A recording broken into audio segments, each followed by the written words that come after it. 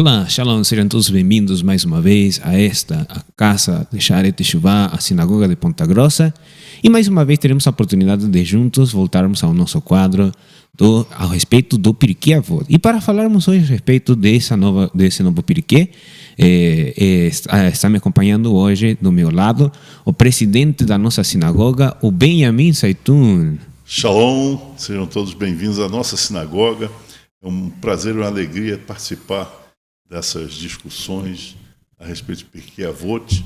Sejam todos bem-vindos. E também do meu outro lado me acompanha a excelentíssima figura do Dr. Eliyahu Ben Israel. Shalom, meus amigos, estamos aqui de volta, dando sequência a essa série muito interessante, falando do Pirkei Avot. Baruch Hashem, né?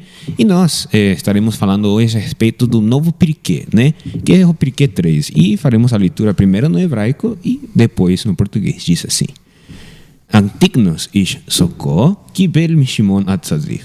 Hu היה אומר, אל תחיו כעבדים המשמיים את הרב על מנת לקבל פרס, אלא הוו כעבדים השמיים את הרב שלוש על מנת לקבל פרס, ואי מורא שמיים עליכם. Antígono de Soco, discípulo de Simeão, o justo, dizia: Não sejais como os escravos que servem ao seu senhor na esperança da recompensa, mas sim como servidores que não esperam nenhuma remuneração. Assim, o temor de Deus será convosco. Isso. E mais uma vez temos que começar este novo Pirkei, né? Essa nova porção essa nova Mishnah, né? Desse primeiro capítulo, falando a respeito do livre-arbítrio, né? Que é a base deste terceiro Pirkei, que nos fala de Antignos, né? E por que falarmos do livre-arbítrio, né? Porque os sábios nos ensinam o seguinte: nós viemos ao mundo com o propósito de fazer. Mas fazer o quê? Fazer o bem, né? Hashem nos criou para fazer o bem, né? Só que Ele nos deu a opção, a oportunidade de nós mesmos escolher se realmente o nosso desejo é fazer o bem ou fazer o mal, né? Mas no começo realmente a nossa raiz, o que o ser humano representa, né? E toda a criação, toda a Beriá, ela nasceu com esse instinto a fazer as coisas boas, a se aproximar de Hashem, a ter esse crescimento individual e comunal, né? Em comunidade, de termos essa proximidade com Hashem. Só que após, como já falamos no vídeo passado da Mishnah 2, após o homem ter consumido do fruto do conhecimento do bem e do mal, ele tem travas, né? Na forma em que ele analisa as coisas, na forma que ele enxerga, ele vê as coisas. Isso muda a perspectiva do bem e do mal que o indivíduo tem a respeito de um assunto, né? Então, essa percepção, essa visão faz muita diferença entre o que tanto a pessoa pode se aproximar do sagrado, né? Por isso é que Antignos ele utiliza esse exemplo do escravo e do servo, né? Ele faz essa diferença entre o escravo e o servo, né? E é interessante que no hebraico os dois nomes, as duas formas que são chamadas, né, o servo e o escravo, são muito parecidas. As duas vêm do mesmo verbo. Elas vêm de um verbo que é o verbo avodá. Nós estudávamos também na Mishnah passada de Shimon HaTzadik, que ele nos falava que um dos três pilares do que mantém o mundo em pé é a avodá, o serviço a Hashem. E desse conceito, desse verbo de avodá, vem esse conceito de servo e escravo, né? Aved, né? Aquele que serve, né? Ou aquele que é escravo. Só que a pessoa, o ser humano, ele tem a capacidade de decidir se serve a Hashem como um servo, como um mordomo, né? Aquela pessoa que faz pela sua própria vontade, que faz com carinho, que faz.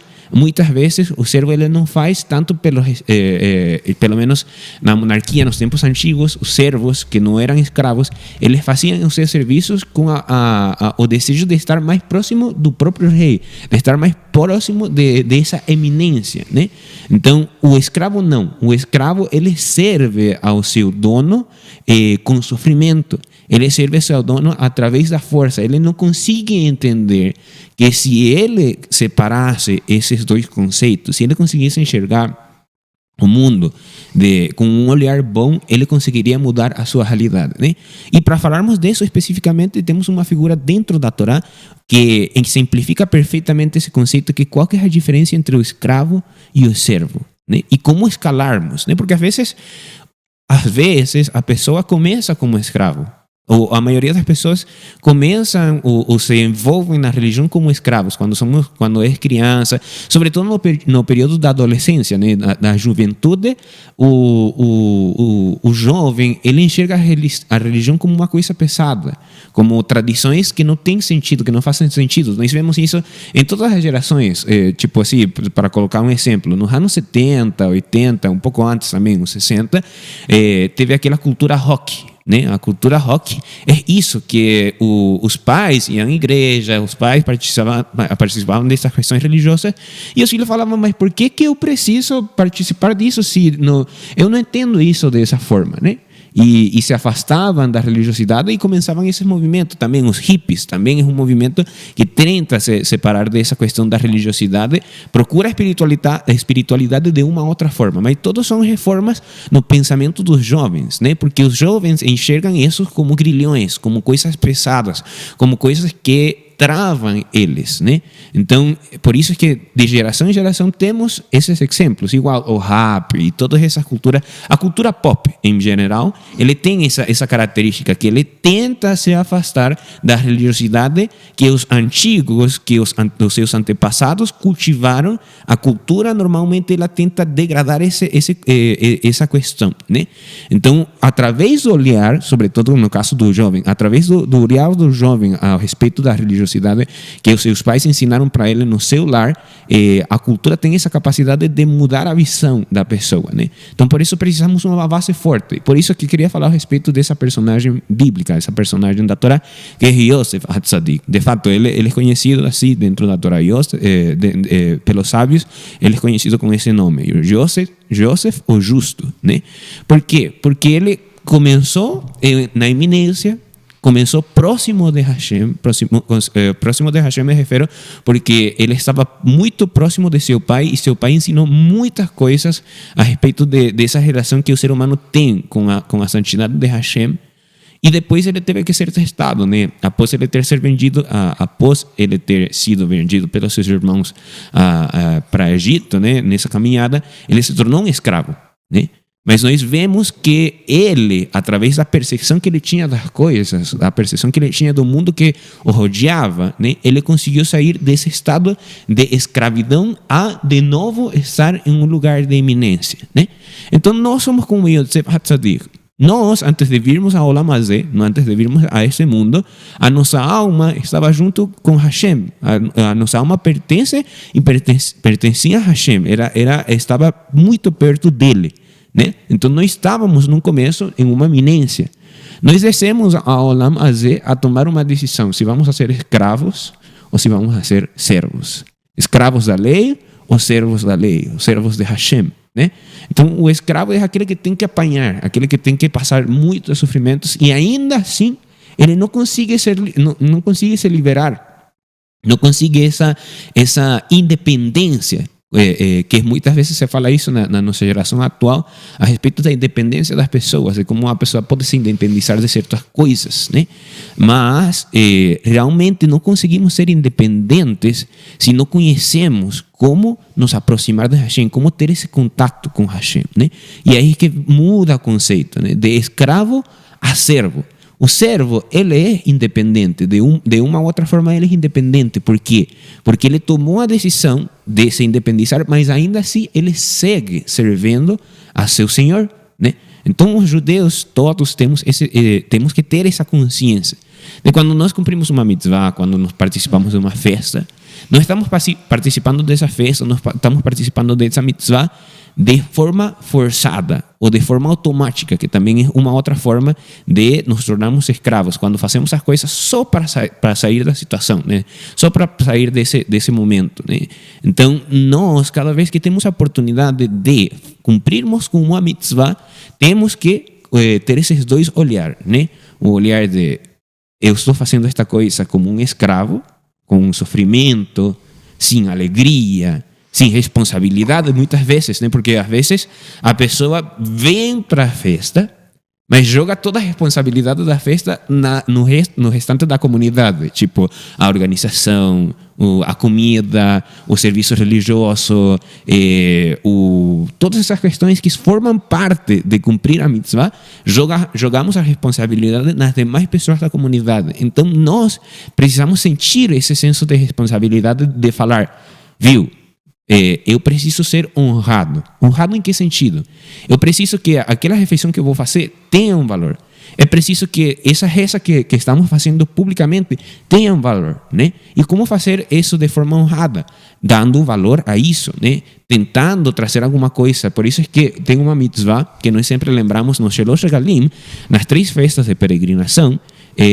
Uma das leituras que sempre fazemos é aquela que fala dentro da Torá que não virás a Hashem, quando fala que não te aproximarás de Hashem, é que não te aproximarias do templo, ou seja, não te chegarias ao templo com as mãos vazias, porque falar para Hashem que essa cita, essa data, esse encontro que ele marcou com nós de geração em geração, não tem valor para nós, né?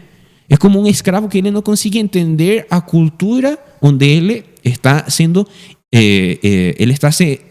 participando dessa cultura, né? Então, nós precisamos mudar essa capacidade, igual que Yosef HaTzadik, com o seu bom olhar das coisas, ele conseguiu mudar essa perspectiva.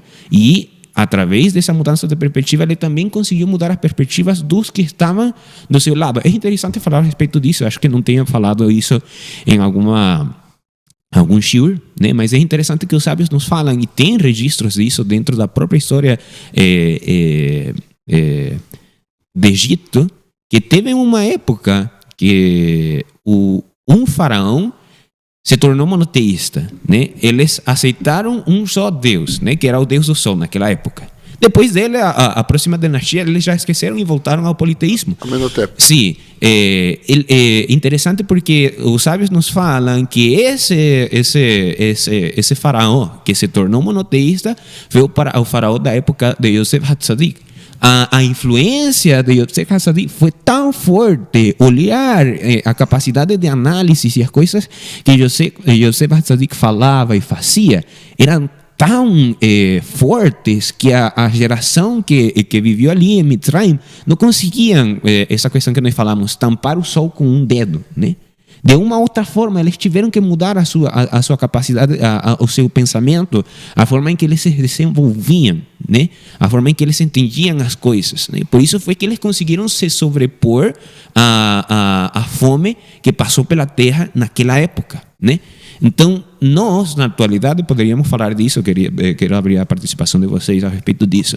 Na atualidade, no nosso mundo, temos uma fome muito grande, que é a fome do conhecimento, a fome da informação, né? Tem muita informação, mas tem pouca capacidade de interpretar essa informação. E é aí que vem o conceito, mais uma vez, do escravo e do servo, né? Quando somos escravos de uma informação, quando o primeiro que escutamos é o primeiro que acreditamos, quando o primeiro que vemos no nosso Twitter, no nosso Facebook, no nosso Instagram, o primeiro vídeo que nós abrimos é o primeiro que falamos, viu, essa aí é verdade, né? Se nós não temos a capacidade de ver as coisas, enxergá-las e analisá-las e depois decidir se é verdade ou é falso, nós estamos sendo escravos da nossa própria geração, do que ela nos está entregando nos nossos dias. Precisamos ter essa capacidade de nos tornarmos servos nessa questão também, de podermos ver e falar, não, eu sou independente no que eu acredito, né? Você pode me dar informação, eu posso escutar as tuas palavras, mas eu vou decidir agora se o que você está falando é verdade ou é mentira. Mas como decidir? Através do teste, da prova, ou seja, de ver se realmente o que a pessoa está falando, o que o artigo está falando é real ou é falso. Bom, essa história de escravidão é uma coisa muito, muito recorrente nos nossos dias. Embora não se use o termo escravo, mas se promove a escravidão. Como é que nós podemos nos tornar servos e não escravos? O que acontece que hoje toda a cultura pop ela é voltada à alienação do conhecimento. Por exemplo, as pessoas mais velhas são aquelas que têm mais vivência, têm mais conhecimento. Sim. Essas pessoas são tidas e havidas como isso é a pessoa do passado, hoje é diferente. Hoje é muito melhor. São aquelas mesmas pessoas que dizem o seguinte: na época do Torá, puxa vida, era outro povo, o ser humano era diferente. Hoje nós somos muito melhores. Muitos mais avançados. Nada. O mesmo ser humano de hoje é o mesmo ser humano Sim. de hoje. Hoje, eles fazem esse tipo de coisa como uma forma de promover o que eles chamam de engenharia social. O que é engenharia social? É você, através de uso de técnicas, você promover a modificação dos comportamentos. Eu estava conversando aqui antes do início a respeito, por exemplo, do território. A coisa mais natural que existe entre os animais, qualquer que seja, é o território. Sim. O território. Qualquer gato tem o seu território. Aquele território ele defende. Se entrar outro gato ali, ele briga. Sim. O cachorro é a mesma coisa. O leão, a onça, todos os animais têm o seu território. O ser humano também. Isso é natural do ser humano querer ter o seu território. O território de onde ele vai tirar o alimento. Isso aí vem desde os primórdios da humanidade. Então, aquela terra ali ele usa para tirar o alimento, para criar o seu gado, para fazer as suas coisas, né? E sustentar a sua família. Então, através da engenharia social, por exemplo, se tenta promover não é necessário a gente ter um território. O território tem que ser de todos. Ora, se é de todos, não é de ninguém. Sim. Se não é de ninguém, também não é meu. Então, essas pessoas que caem, isso é uma armadilha, caem nessa armadilha de alienar os mais velhos, que são experientes, de alienar o conhecimento. Não, tu vai estudar a Bíblia, tu vai estudar o Rumash, tu vai perder teu tempo, rapaz, não faz isso não. Vai ouvir o cantor fulano de tal, vai ouvir o político fulano de tal. Essas pessoas, é aquilo exatamente que eu estava falando, essas pessoas precisam, esses poderosos, eles precisam do povo para poder explorar. O poderoso, sem o povo, ele vai viver de quê? Então, aquele povo que idolatra, seja um político, seja um cantor, seja um artista, seja uma pessoa de relevância, a pessoa está idolatrando alguém que precisa dele, do idólatra. Acontece que o idólatra precisa do ídolo. Assim, pode-se dizer que não, ele depende porque ele gosta do ídolo. Então, não depende, não. Não depende. O ídolo, sim, precisa do idólatra. O idólatra não precisa do ídolo, porque com ídolo ou sem ídolo, ele faz a vida dele, ele trabalha, ele faz o que tem que fazer e tal, com ídolo ou sem ídolo. Agora, o ídolo precisa do idólatra. Agora, a diferença é que a ideia desse povo da engenharia social é afastar o povo de quem? Do eterno. Por quê? Porque o eterno, ele não precisa de nós. Somos nós quem precisamos dele. Então, nós temos que idolatrar alguém que não precisa de nós, que é o eterno. O eterno não precisa de nós. Nós precisamos dele, porque ele tem o poder. Então, é exatamente isso que está escrito aqui. Exatamente, sem tirar nem pôr. Não sejais como os escravos que servem o seu senhor na esperança de recompensa. Ou seja, o escravo é o escravo de outro ser humano. Sim. Mas, eu vou apoiar o político fulano de tal que ele vai me dar um carguinho, vai me dar um emprego, vai me dar um tijolo, vai me dar 1 metro cúbico de areia para fazer uma obra. São os escravos. Sim. Esse é o escravo. Aí ele continua. Mas sim, como servidores que não esperam nenhuma remuneração. Exatamente. Ou seja, eu sirvo ao Eterno, aí eu sou servidor. Sim. Eu sirvo ao Eterno. O que é o servir? Vem de serviço. Eu faço serviços ao Eterno, sem esperança de remuneração. Mas aí que está a diferença. Quando a pessoa é escravo, aquele que escravizou ele não tem obrigação nenhuma de fazer nada.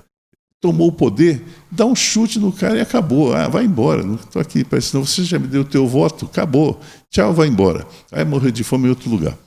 Já o Eterno é diferente. Como nós não precisamos dele, aliás, como ele não precisa de nós, somos nós quem precisamos dele, então quando nós fazemos o serviço ao Eterno, esse serviço, pelo amor que ele, Eterno, tem pelo ser humano, esse amor promove que nós sejamos, conforme seja a vontade dele, Sim. Remunerados. Mas nós não podemos ficar esperando a remuneração. Não, nós fazemos o serviço por quê? Porque isso é bom para nós. Para o Eterno é indiferente. Ele não precisa de nós precisamos dele. Então, quando nós fazemos o serviço a ele, nós estamos fazendo o bem a nós mesmos, porque nós estamos dando chance a sermos agradáveis àquele que é o ser mais poderoso do universo. Isso sim, nós estamos dando chance a ele, reconhecendo a nossa dedicação, o nosso carinho, o nosso amor, ele fazer a parte dele, seja na nossa luta, como, por exemplo, está acontecendo hoje em Israel. Sim. Seja nossa luta, seja no nosso trabalho, seja nosso esforço, na nossa família, na nossa casa, enfim, no nosso trabalho. Então, nós temos a esperança de que, contando com ele ao nosso lado, ele nos traga as vitórias que necessitamos. Sim. E achei interessante um ponto que o senhor falava a respeito desses limites, dessas fronteiras, né? Do território, entre Estado e Estado, entre país e país, existem esses limites, essa fronteira entre território e território, né? E no mundo atual, os políticos que o senhor falava, né, que muitas vezes é isso, eles te falam uma coisa na frente e por trás eles só fazem o contrário, eles só fazem o que eles aprenderam que dava certo nos tempos antigos. É a mesma questão. Eles te vão falar de coisas novas, inovadoras e pensamentos mais humanistas, pensamentos mais agradáveis para o ouvido dessa nova geração, mas por trás eles vão fazer as mesmas coisas que se faziam nos tempos mais antigos que você possa imaginar. Às vezes até pior que isso que o senhor falava. É uma moda nova, mas os mesmos seres humanos nessa terra, né? Então, às vezes, até pior que nos tempos antigos, né? E isso você pode fazer um exemplo simples e fácil. Quem pode sair de seu país a outro país sem o seu passaporte e não vai ser detido na fronteira ou não vai ser mais em algum momento quando ele seja descoberto por uma entidade que tenha o caráter de revisar se o estrangeiro, a pessoa que está que tenha o poder de examinar essa questão e veja que ele está sem passaporte, ele vai ter que voltar para trás, ele vai ter que levar ele e voltar para o seu país. Então, até pior que nos tempos antigos, porque nos tempos antigos, se a pessoa se adaptava bem com a cultura, se adaptava bem com as pessoas, nem ia se imaginar que era estrangeiro, né? Mas nos nossos tempos atuais, sim, nós temos todos documentados, você tem registro de todas as coisas, de nascimento, de casamento, se é solteiro, de que cor é, né? Então, existem todos esses registros, existem nos nossos dias atuais. E se você escuta as palavras do político falando, não, e não vamos ter mais fronteiras, todos somos seres humanos, todos somos iguais, e toda aquela questão, é mentira, é simplesmente mentira. Realmente eles estão tentando mudar o teu pensamento mais uma vez, levar você ao pensamento do escravo, para eles conseguirem se assentar no poder, né? E uma coisa interessante que o senhor falava, o político, o que está na frente, ele precisa da massa, ele precisa das pessoas para ele ter poder, senão ele não é poderoso, né? Como o senhor falava dos poderosos, né? Mas o ser humano, o indivíduo, ele não necessariamente precisa de forma direta do poderoso, porque tanto com os presidentes da direita quanto com os presidentes da esquerda, o nosso país se mantém vivo, né? Claro, existem casos extremos onde a situação já é uma questão de ditadura, onde o poderoso não é mais um poderoso, sino um tirano, que é uma coisa totalmente diferente, né? O tirano do poderoso é uma coisa totalmente diferente, né? O tirano faz todo o contrário ao que deveria fazer um bom líder, trazendo assim como que chama? Bem-estar comum. Não, ou seja, trazendo assim o desastre, acabando com o povo, né, com o bem-estar do povo. né? Então, nós temos que tomar cuidado com essas questões, porque através do nosso olhar, através do pensamento que eles estão tentando inculcar na nossa geração, nós podemos nos ver atrapados numa armadilha muito bem pensada. Porque muitas vezes falamos, né, no caso dos Estados Unidos, temos o Biden, né? O Biden que saiu agora há pouco, ele estava em um estado senil muito grave, né? Já com um nível de demência um pouco avançado, né? E muita gente dava risada e aquela questão, viu, mas o nosso presidente é um presidente com demência e toda aquela questão, mas tudo isso está pensado por trás. Tudo isso não é, eles não soltaram ele só para falar, não, ele é um louco, agarrem ali, peguem ali esse louco. Tudo isso foi estudado, porque senão eles não tivessem conseguido tomar a presidência dos Estados Unidos, igual no nosso país aqui no Brasil, né? A pessoa que está na frente não foi soltada só porque ele é mais carismático, por qualquer quantidade de coisas. Tudo isso está sendo estudado, tudo isso já foi estudado em tempos antigos e viu o que funcionava e o que não funcionava. E o que funciona, eles pegaram, e o que não funciona, eles afastaram deles. Mas todas essas questões já foram estudadas, né? Então, eu vendo os amigos aqui da mesa discorrendo esse tema, a escravidão, a servidão. Eu diria, tem duas palavras que para mim são muito fortes: Avinu Malqueno, nosso pai, nosso rei. Quando Avraham Avinu teve contato com Hashem, ele teve contato com o rei, com o reino. Sim. E é um reino tão grande, tão esplendoroso, tão poderoso, tem tanto poder, que a principal diferença que existe entre os seres angelicais e os seres humanos é que eles ficam perto de Hashem, e perto de Hashem você não pode ter vontade, porque o esplendor, a grandeza dele é tão grande que você só pode servi-lo. Sim. Por nós estarmos um pouco mais distantes de Hashem, nós somos capazes de ter o livre-arbítrio. Mas quando nós nos aproximamos dele, nós temos a experiência da glória do reino. Sim. E do rei. E se você tiver um pouco de bom senso, você vai pensar, eu vou servir a esse rei, e eu quero fazer parte desse reino, porque o esplendor disso é tão grande que não tem como eu deixar a riqueza para viver a miséria. É como se você visitasse um reino com muitas riquezas e optasse por voltar para um reino de miséria, de penúria. E isso Avraham Avinu viu, Isaac viu, Jacó viu. O que retorna para você quando você se sintoniza com Hashem foi aquilo que o tio de Jacó viu, porque quando Jacó esteve lá com Lavan, esteve lá com Lavan, esteve lá com ele, o tio dele enriqueceu só pelo fato que Jacó tinha uma conexão com Hashem. E ele não queria perder Jacó e quis prender Jacó lá e fez uma proposta. Não, as ovelhas pintadas e as malhadas e as brancas, as malhadas, tudo que nascer malhado é teu. Claro que servindo quem ele servia, Jacó ficou rico, saiu da terra do tio dele riquíssimo e voltou. Então,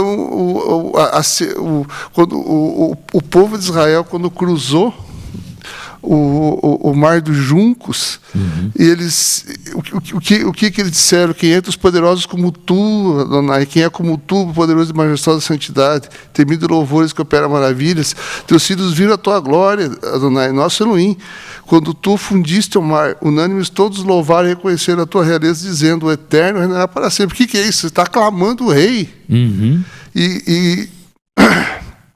E assim dito, porque o Eterno redimiu a Jacob e o livrou da mão do mais forte com ele. Bendito sejas tu. Então, o povo inteiro, milhões de pessoas bendizendo, vendo o poder, o poder e a grandeza. O que resta a quem tem bom senso? Servir esse reino, servir esse rei.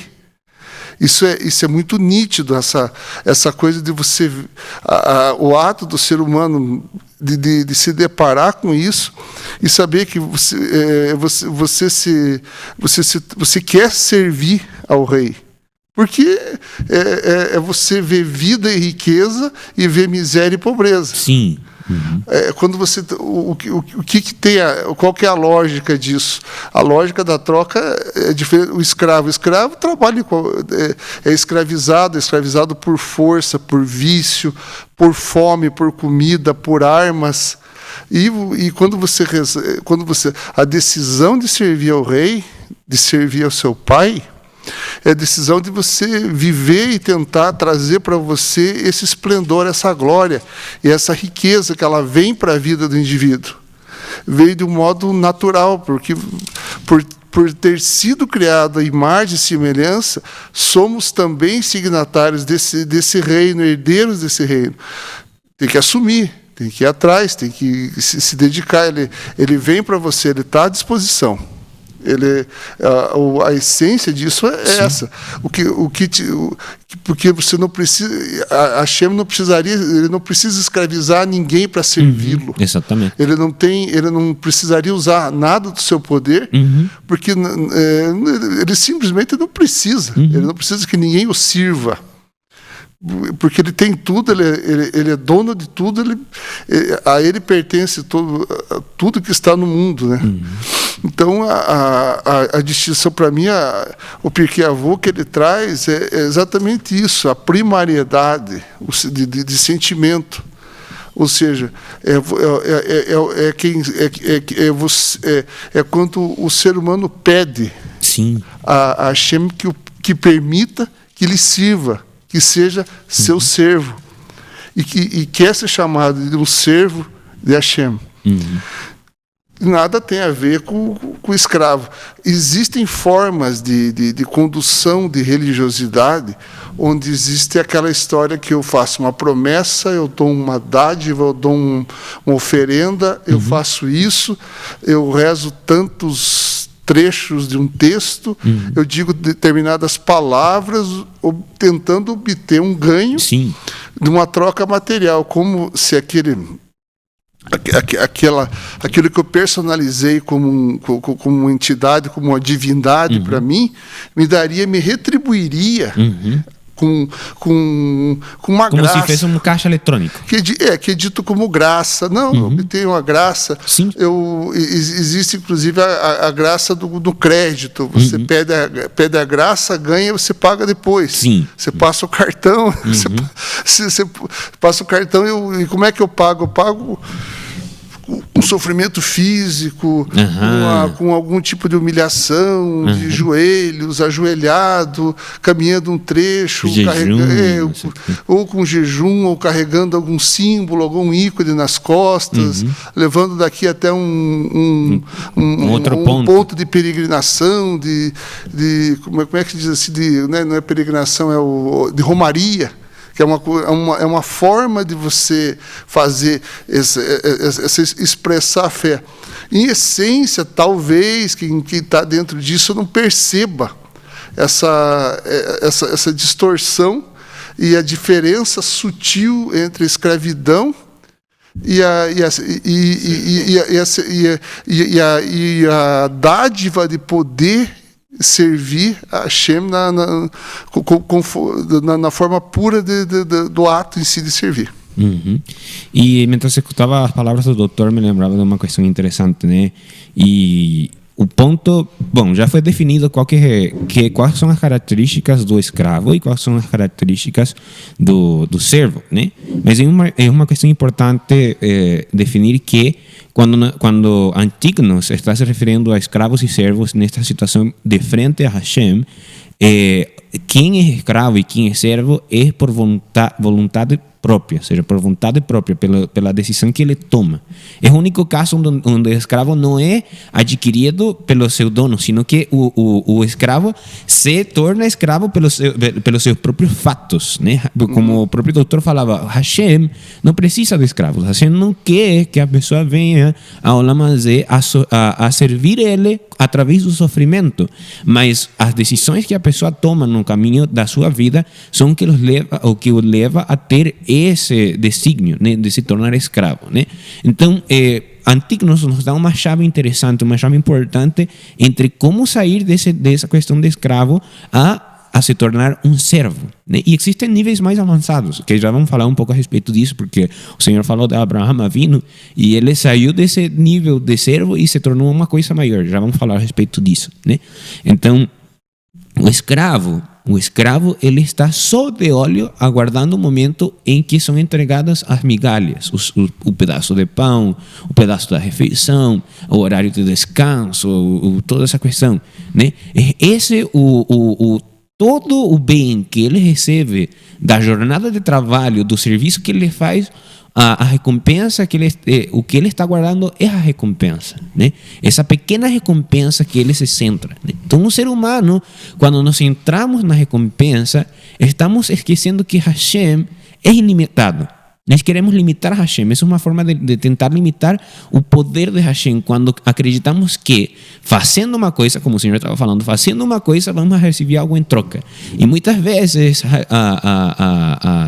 a supremacia de Hashem é tão grande que as coisas não funcionam tão assim, né?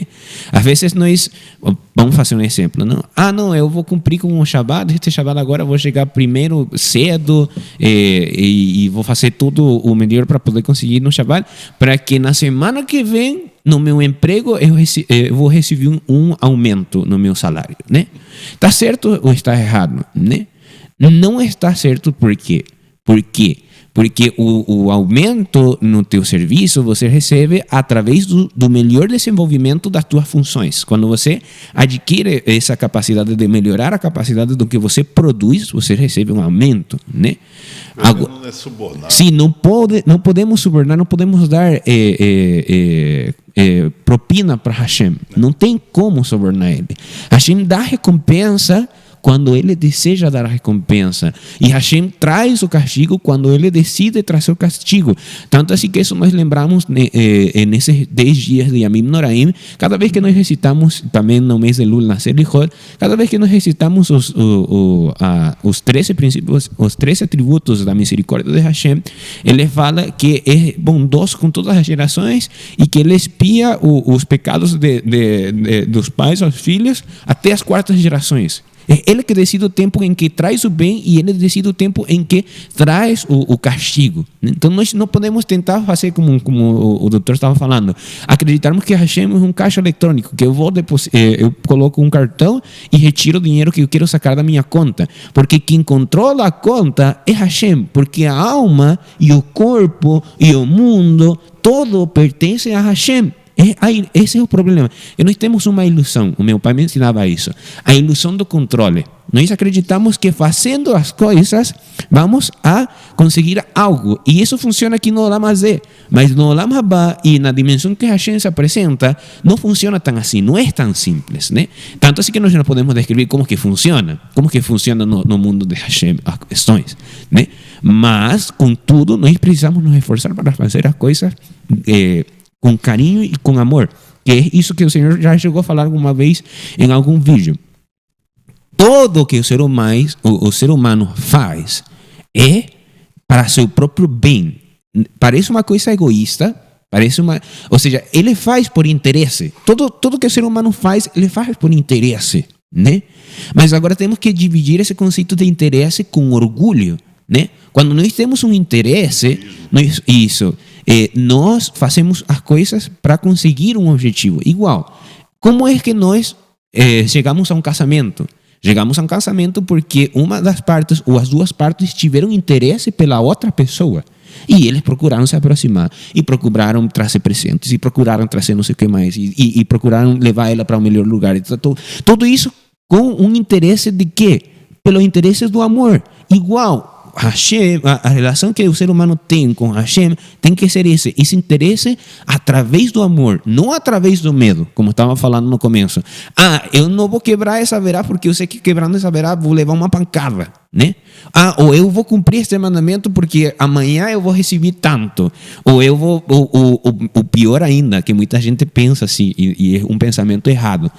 Eu vou cumprir esta mitzvah para salvar uma coisa que eu fiz no passado, uma haverá que eu cometi no passado. Não funciona assim. As contas de haverá e mitzvot cumpridas, quem sabe o valor e como repor uma com a outra é só Hashem. Nós não podemos falar, não, eu quebrei esta haverá, quebrei esta mitzvah, amanhã eu vou cumprir uma mitzvah, eu vou dar tzedakah e vou me liberar daquilo que eu fiz ontem. Não funciona assim. Ou pior ainda, eu vou cumprir com o Shabbat esta semana, porque no final de semana, no domingo, eu vou virar um vagabundo, vou virar a pior pessoa do mundo. Enfia o pé na jaca. Me virar no giraia. Enfia o pé na jaca. Então, não funciona assim, a questão não funciona assim. Por isso é que Antíquinos nos fala a respeito disso, que o escravo ele se concentra na recompensa, no lamazé, e o servo ele se centra na relação. Ou seja, quando ele fala do serviço dele, é porque quando nós servimos a Hashem, nós estamos tendo contato com ele. Se nós não conseguimos servir a Hashem, não podemos ter contato com Hashem. Agora, eu queria fazer uma pergunta para o senhor, né? Que tem uma diferença entre duas questões que estávamos falando, entre o doutor ou aquela pessoa que trabalha na área da medicina e em outras áreas, os policiais, os bombeiros, né? Eles são servidores públicos e os políticos também são servidores públicos. Só que existe uma grande diferença entre um e o outro, né? Que os políticos, eles se escolhem através da popularidade, mas os doutores, os médicos, os bombeiros e os policiais, eles são escolhidos pela capacidade que eles têm de cumprir essas questões. Eles estudam, eles se preparam para poder chegar nesses cargos, né? Então, qual que é a importância do servidor público? O que o senhor acha que é importante como uma pessoa que trabalha nessa área? Qual que é a importância do servidor público? Bom, o servidor público, eu não sou servidor público, eu já tive emprego público, mas eu não tenho mais. Mas aqui no Brasil, o servidor público ele é um agente do Estado. Ele trabalha para o Estado, para a estrutura de Estado. E o político é um agente político, ele exerce um cargo eletivo. Esses cargos eletivos o legislador, ele cria leis e fiscaliza o executivo. O executivo executa orçamento e faz esse trabalho. Existem servidores do quadro de Estado que são ligados ao executivo, que é a polícia. Ele está ligado de modo direto à saúde, à segurança pública. Eles são órgãos ligados diretamente ao Poder Executivo. E mesmo além da segurança pública, a justiça também ele tá ligado ao Poder Executivo, embora ele tenha independência na decisão e no exercício das leis. Os servidores, por exemplo, de saúde, eles seguem diretrizes que o Estado formula com relação à assistência em hospital, medicina preventiva, medicina curativa. Eles vão seguir essas diretrizes de Estado, mas eles são, por excelência, servidores, como o policial é servidor, o professor é servidor. Ele segue normas e leis. Quem cria essas normas e leis? O político executivo. Quem que é aliás, político do legislativo? Quem que é o legislativo? É o povo. Sim. Em tese, o povo as leis vêm do povo. A soberania das leis vem do povo e as políticas vêm do povo. Dentro disso aí é óbvio que existe muito interesse nesse meio. Se houvesse a expressão mais fiel do povo, o Brasil não seria o Brasil, seria a Suíça, lá onde a democracia é mais direta e o povo é mais presente. Eles são um país muito mais avançado quando a gente fala quando se cria essa coisa, o que é público, o que é privado, o que é serviço público, o que é lei. A Suíça dá muito exemplos. Um dia que a gente conseguisse chegar no nível deles, né, daquela democracia muito direta, que as pessoas têm influência direta, né? Eles são tão diferentes da gente que eles não têm um presidente, eles escolhem 5 indivíduos que se alternam como chefe de executivo, representam o país, e é uma outra pega, né? É um outro mundo, né? Diferente da gente aqui do Brasil. Mas, basicamente, o que acontece no que é serviço público brasileiro é essa coisa, que quem é servidor de Estado, quem é agente político. E muito dos males e dos problemas que a gente está tendo hoje no Brasil está ligado a essa confusão, que as pessoas criam uma perigosa mistura entre quem tem carreira de Estado e quem é político. Ou seja, as pessoas elas não estão a serviço de político, elas deveriam estar a serviço de Estado. E acontece muita confusão, inclusive gente que teria a função de serviço de Estado que está adotando atitudes e posições políticas que não devem existir. Embora as pessoas vão administrar o Estado por força da política, eles não devem se imiscuir, né? O que é de Estado, o que é de política, de política. O que é político se discute no campo político, mas não se mistura nas coisas de Estado. Exatamente. Trazendo esse pensamento, né, agora eu queria resolver aquilo que falava, né, o Antígonos nos fala só de escravo e servo, mas dependendo de como nós desenvolvermos esse segundo grau, né, de servo, nós poderemos avançar um pouco. E lembrar que o próprio Abraham Avinu, que o doutor falava no começo do seu comentário, ele foi reconhecido pelo próprio sagrado como o seu amigo. Passou de ser um servo a o amigo de Hashem e a andar na frente dele, né? Então, através da capacidade que temos de servir a Hashem com carinho, com amor, através do Hassidut, né, que Abraham representa o Hesed, a bondade, a misericórdia, esse carinho, esse amor, né, que ele representa, ele conseguiu elevar esse cargo, sair de ser o escravo, sair de ser servo e se tornar amigo de Hashem. E deveria ser esse o legado de todas as gerações dos descendentes de Abraham Avinu. Só que muitas vezes, mais uma vez, perdemos esse foco, né? E isso me lembra muito claramente do Teilim 121, que entoamos cada Shabbat. Ele forma parte dos Teilim especiais para o dia de Shabbat, o Salmo 121. E também, diariamente, nós recitamos esse Salmo 121 durante o serviço de Arvit, segundo a ritualística sefardita. É recitado o Teilim 121, ele diz assim: Shir lamahalot, Eza enai el eharim me'aim yavo Ezri, Ezri me'im Adonai, né?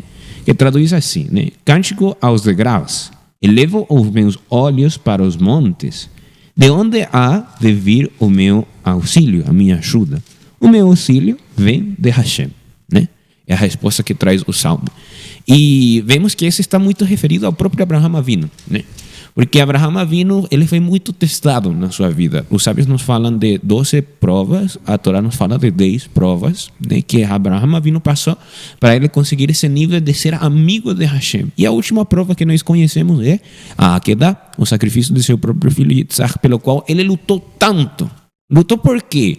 Qual era o interesse de Abraham Avinu com Yitzhak, o seu filho, né? Qual era o interesse? Que todo aquilo que ele tinha trabalhado, todo esse esforço que ele fez como servo, tivesse alguém que conseguisse levar esse legado para frente. Então, quando ele recebeu essa notícia de que ele teria que oferecer o seu filho, ele viu mais uma vez como que negado essa oportunidade de que o mundo tivesse essa visão que ele teve. Porque foi o único que se levantou publicamente para falar que existia um só Deus e que precisávamos nos aproximar dele, né? Abraão foi o único que teve essa capacidade de fazê-lo na sua geração, de ir em contra de Nimrod, que era o político por excelência daquela época. Falando isso, finalizando este vídeo, dê uma olhada ali no nosso canal, que temos um vídeo falando a respeito dos filhos de Nimrod, né? Um vídeo muito interessante a respeito de como funciona a política e quais são as coisas, as diretivas, o pensamento da política, como deveria ser para o anusita, né? Mas voltando para o caso, né? Então, ele viu negado essa oportunidade de que esse legado se mantivesse em pé. Por isso foi que quando ele foi lá no Monte Moriá, ele fala na Akedah, quando nós lemos a Akedah, ele fala que e ele viu o lugar, a Makom, né? O lugar que era um monte onde seria oferecido, ele viu como ele viu, de longe, né? Porque ele sentia que aquilo estava muito longe dele, que era uma coisa pesada. Ainda ele sendo servo, ele se sentiu assim como uma coisa que era muito difícil para ele. Por isso é que vem essa questão: Eza enai el Harim, ele levantou seus olhos para a montanha.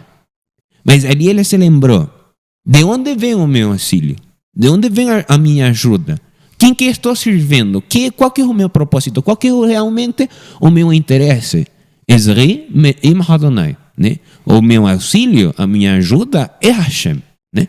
E nós, como descendentes de Abraão, precisamos ter essa capacidade de, às vezes, as situações, os problemas nos abrumam, os problemas nos sufocam. É normal. O mundo é um mundo de problemas. O Olam Hazé está repleto.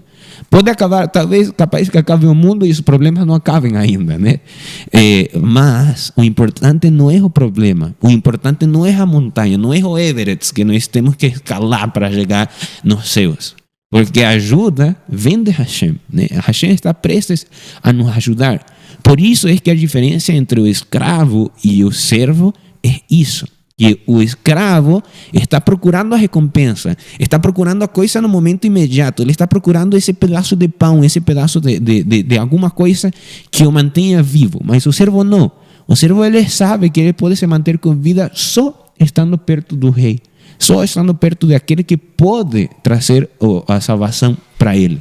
E por isso é que nós, como descendentes dos Bnei Israel, temos que ter esse pensamento, né? Cada vez que estemos avassalhados por um problema, estemos cercados por uma situação que parece irresolvível, ou seja, que nós não conseguimos resolver esse problema, né? Precisamos colocar os nossos olhos e falar: onde está a minha ajuda, né? Mas precisamos fazer coisas também, nós precisamos tomar um esforço, né? Porque não é só olhar para Hashem, não é só olhar para a Torá, sino tomar isso e trazê-lo para o Olam Hazé. Assim é que se resolvem os problemas. Não só pensando, não só olhando, sino também trazendo isso no Olam Hazé e conseguindo cumprir com as questões. Muito bom comentário hoje e esperamos encontrar a todos novamente daqui a uma semana. Sim, Bezrat Hashem, teremos a oportunidade mais uma vez de gravarmos este nosso quadro a respeito do Pirkei Avot. Agradecer a presença do Benjamin Saitun, que nos está acompanhando hoje com os seus comentários, do Eliar Ben Israel, que também deixou a sua participação muito clara a respeito da questão desta Mishnah, né, desta terceira Mishnah. E a você que nos acompanha de casa também, agradecer a sua presença e a sua participação. Lembrando a você que nos acompanha de casa, prestigie-nos, deixe o seu comentário, deixe que você achou de todas as coisas que nós falamos hoje, né? E desde já deixa uma pergunta que você pode responder nos nossos comentários aqui do nosso vídeo. Você considera que no seu estado atual, na sua vida, você está servindo a Hashem como escravo ou como servo? E se você está servindo a Hashem como escravo, o que você poderá fazer para se tornar um servo?